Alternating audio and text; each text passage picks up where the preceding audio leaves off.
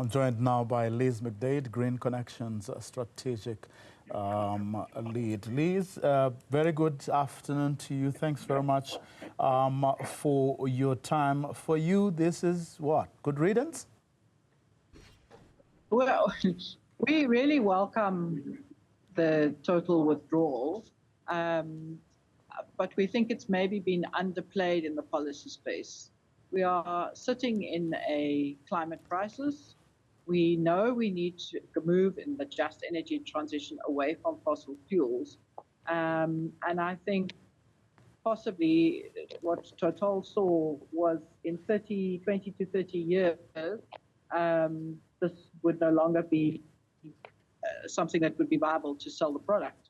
So the commercial viability came to the fore, and they saw the writing on the wall.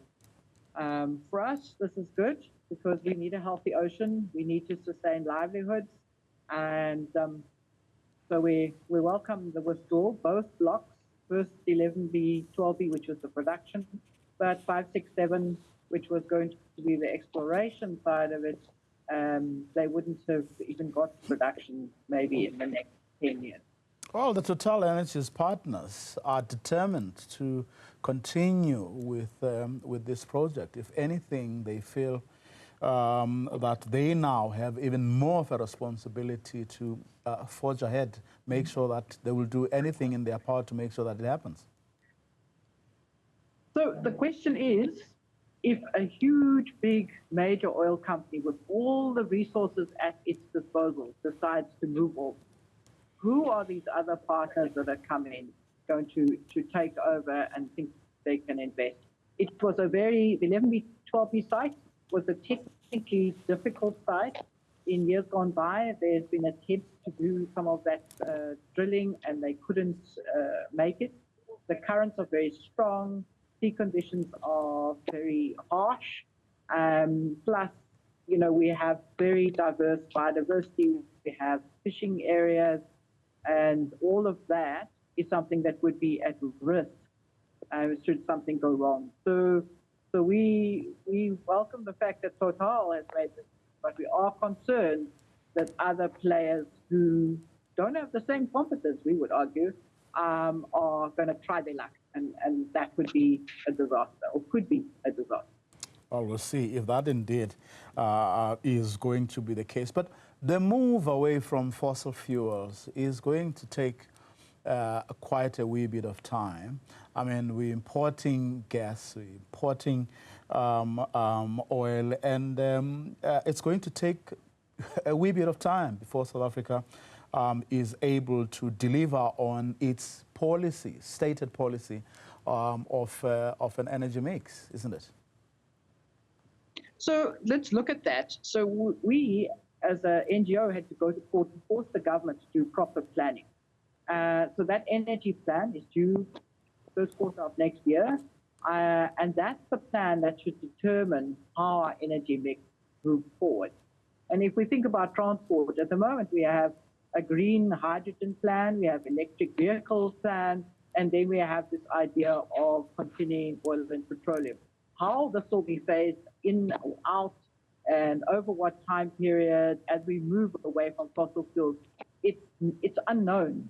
And in that space of unknown, should we be putting scarce state resources into exploring fossil fuels offshore, for which there's a diminishing market internationally and also as we move away in South Africa? Those are resources that should be spent on developing renewable energy, looking at those opportunities potentially, or other alternatives.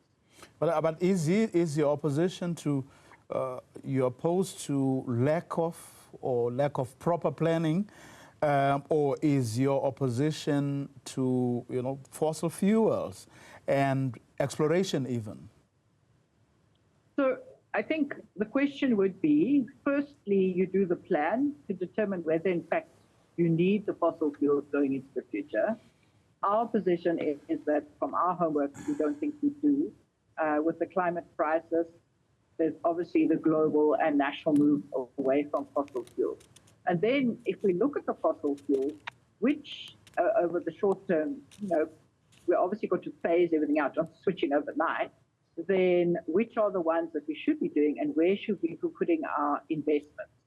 And in our view, investing in a long-term project of exploiting fossil fuels off the coast is probably the least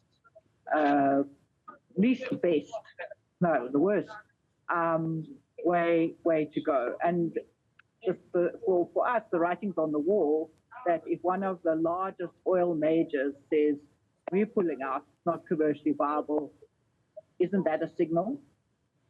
But what would you say if someone was to come and say, look, given our energy needs, let's say in the next 10, 20, 30 years, this is what nuclear will be able to give us. This is what renewables will be able to give us. This is what wind, solar, and whatever else will be able to give us.